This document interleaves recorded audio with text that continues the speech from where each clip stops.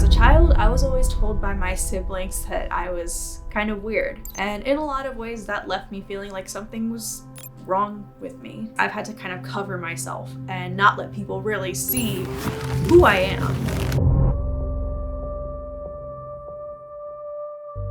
The feelings of brokenness did tend to linger through. Okay, so today we'll talk about how we did this and this with these, this, and that thing.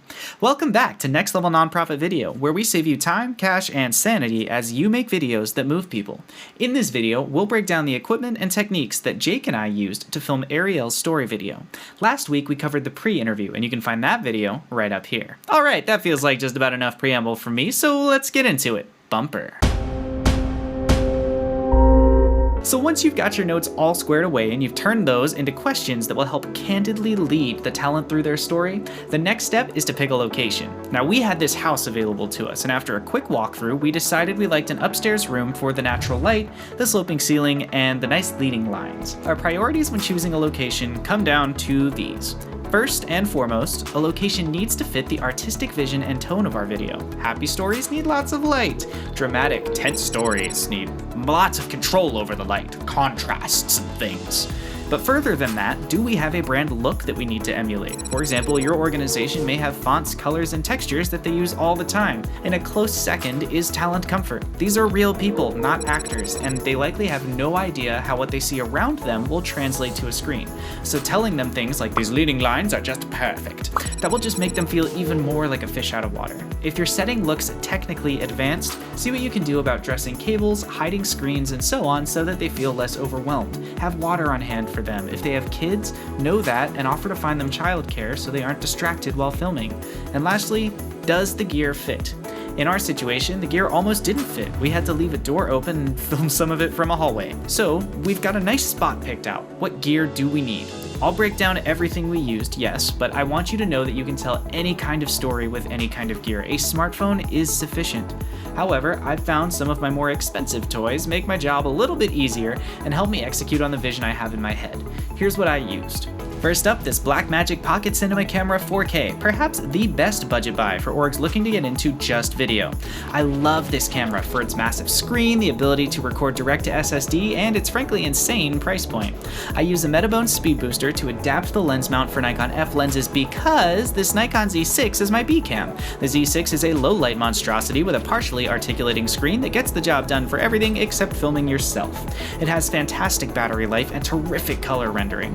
It came with a Nikon Z to F adapter, so I use F-mount lenses to avoid having to own doubles. Now my A and B cam use the same lenses as my old camera package, a Nikon D34 and D5600. Speaking of lenses, for this shoot I opted to use these Rokinon Cinema lenses. I put an 85mm t1.5 on the main camera, which is why it ended up in the hallway, to give a supernatural look to Ariel's face and compress the background nicely. On the Z6, my B cam, I used a 35mm so that I could get the camera much closer without a whole lot of lens distortion. By filming in 4K on both cameras, I gave myself room to zoom in to nearly double that length without losing any quality. I put those two cameras on tripods, but since the cameras didn't move during filming, it doesn't matter what kind of tripod you use. As long as it can support the weight of your camera, you're good to go. Even bookcases will do.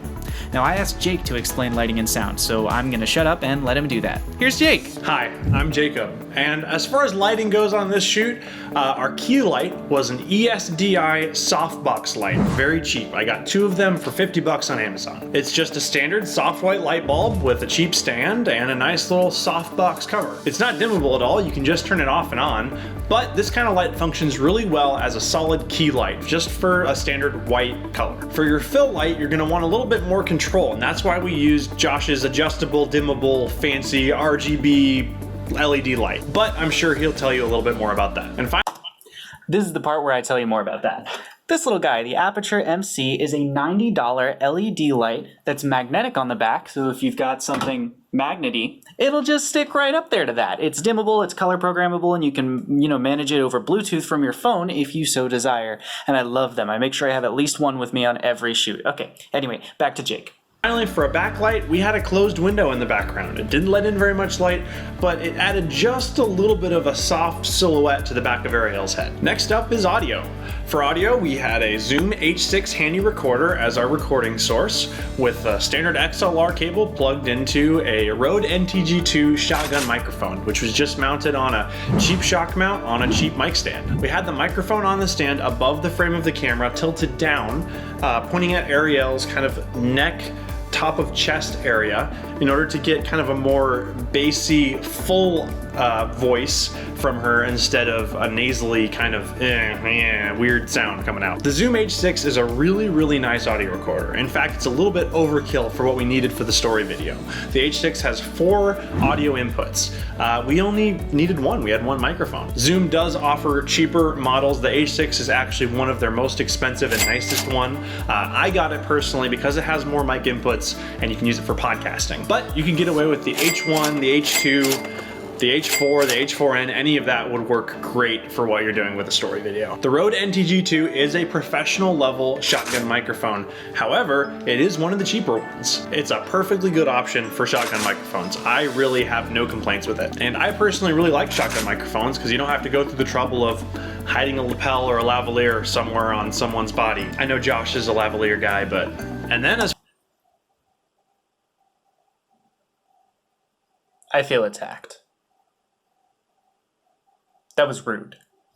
As far as the mic stand and the shock mount, they're both just cheap items that I got off Amazon. The mic stand is actually an Amazon Basics standard microphone stand. As far as I've gotten in my video career, I think some of these items, as long as they aren't gonna break on you, if you spend less money on them, that's totally fine. And there's no need to get some sort of fancy liar blimp stupid mount for your shotgun microphone when you're just gonna have it on a mic stand. While we were shooting, I was sitting right by the Zoom H6 with my headphones plugged into it, adjusting audio levels as needed, and also monitoring camera 2. You don't necessarily need someone monitoring those things, but because we had enough people on hand, it was nice to do that. Well, now you've got all your equipment set up, so all that's next is to start the interview. So here's a top-down layout of how everything looked that I doodled real quick in Photoshop. Our talent sat front and center, originally lit from behind and her right side by natural window light.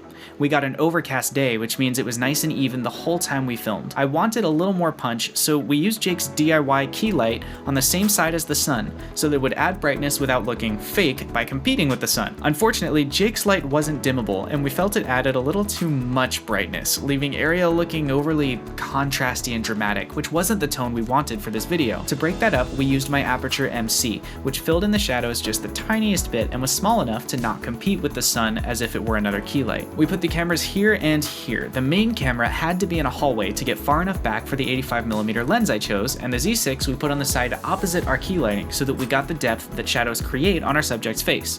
Had we gone with the brighter side, everything would have looked flat and washed out, a mistake I made for months before I figured out what was going on. As for audio, we just sort of crammed in wherever the mic stand wouldn't cast a shadow on Ariel as she addressed the camera, because that can be kind of finicky when you have lights on both sides of your talent. When we first brought Ariel on set, we spent some time just talking with her and making her feel at ease. We used that time to sound check the microphones, check all the lights, make sure all the exposure was how we wanted it, and generally just assure ourselves that all the gear was working. So then we set the cameras rolling and we started interviewing. Your notes aren't like a script. You can ask other questions. They're just kind of a guide to help you get through all of the major details and get to what you know you want to see. Some key things to look for as you conduct this interview. First, many people who share their stories for churches feel the need to deliver a sermon. Watch for churchy language or words that don't mean anything, and make sure to have the talent rephrase those sentences. Examples include, oh yeah, God really pulled me out of that situation, which means literally nothing. What did God do? Well, he had to tell me to stop doing that thing. How did God communicate that to you? Most people don't have that experience or know what you mean. Okay, well, God sent people to tell me what was wrong. Which people? How do you know that he sent them?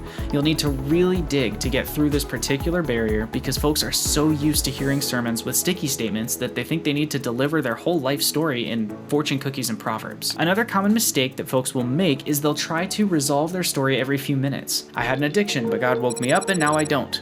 This is because people feel very insecure when they're faced with sharing their real lives with the world. As they realize you're going to dig beyond the platitudes and get to what actually happened and how it happened, they may start to lock up.